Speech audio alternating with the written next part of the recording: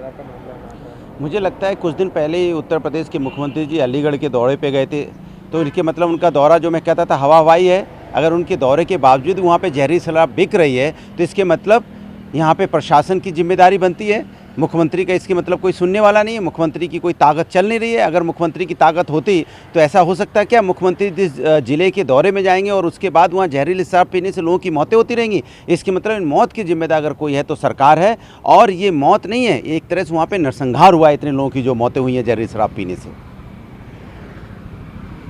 Second term के भी 2 साल पूरे हो गए, उसको लेके उन्होंने अपनी उपलब्धियां गिनाई, किस तरीके से उन लोगों ने काम किया है, उसको लेके कांग्रेस पार्टी ने निशाना साधा और उन्होंने कहा कि ये जो 7 साल रहे हैं ये बहुत दुख के और बहुत पीड़ा के रहे हैं देश के लिए। देश ने बहुत सी चीज़ें झेली हैं। देखिए, उनके 7 साल का अचीवमेंट ये है कि हमारे यहाँ बेरोज़गारी दर सबसे ज़्यादा है, जिसके पहले कभी नहीं हुई।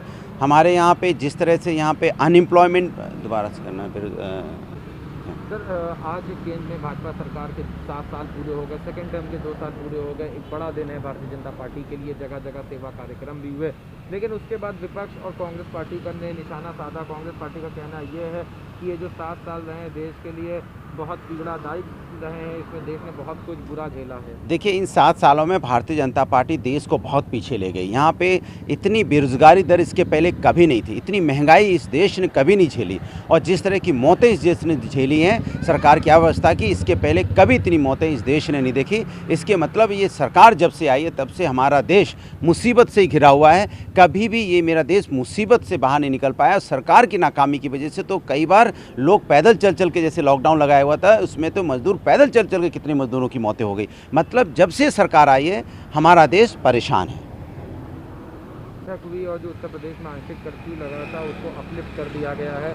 कई हालांकि 20 ऐसे ज़िले हैं जहां पर अभी भी आंशिक कर्फ्यू पूरी तरीके से लागू रहेगा, क्योंकि वहां एक्टिव केसेस 600 से ज़्यादा है, लेकिन बाकी सब में आंशिक कर्फ्यू हटा दिया। वीकेंड लॉकडाउन कहा है कि वीकेंड लॉकडाउन और नाइट कर्फ्यू रहेगा, लेकिन बाकी हालात नियंत्रण में हो रहे हैं। देखिए, उत्तर प्रदेश की सरकार की जिम्मेदारी बनती है अलीगढ़ जैसा हाल कहीं ना हो। जिस तरह से जहरीली शराब पीने से अलीगढ़ में लोगों की मौतें हो रही हैं, कोरोना का तो चलो मान सकते हैं आपका दवा नहीं है, बट अलीगढ़ में फिर जहरीली शराब पीने से मौतें कैसे हो रही हैं, लखनऊ में कैसे हो रही हैं। इसी तरह से आपने जो लॉकडाउन लगाया है उसका भी सही तरीके से पालन करवाइए, सही तरीके से व्यवस्थित करवाइए, तभी यहाँ पे कोरोना कम हो पाएगा। सरकार सिर्फ कानून ना बनाए, सिर्फ गाइडलाइन ना बनाए, उसका पालन भी करवाए।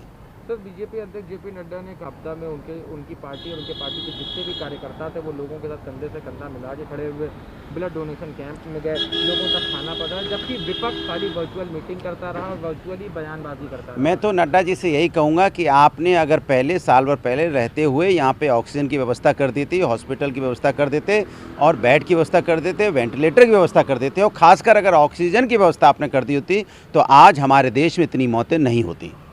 सर, उन्होंने ये भी कहा कि लगातार मदद करते रहे और हॉस्पिटल तक जाके उन कार्यकर्ताओं ने मदद करी, जबकि विपक्ष जो था पूरे लॉकडाउन भर। मैं यही तो कह रहा हूँ, मैं इतनी देर से यही तो आपसे बताना चाहता हूँ कि अगर उन्होंने काम किया होता, साल भर पहले ही उन्होंने अगर काम कर लिया होता, यहाँ पे ऑक्सीजन की व्यवस्था कर ली होती, हॉस्पिटल की व्यवस्था कर ली होती, वेंटिलेटर और एम्बुलेंस की व्यवस्था कर ली होती, तो शायद आज इतने लोगों की मौतें नहीं होती। इससे पता चलता है कि आप कितना काम करते हो। समय रहते आप काम ही नहीं करते हो। दिक्कत तो ये इस बात की है, सिर्फ मार्केटिंग और जुमलेबाजी करना जानते हैं।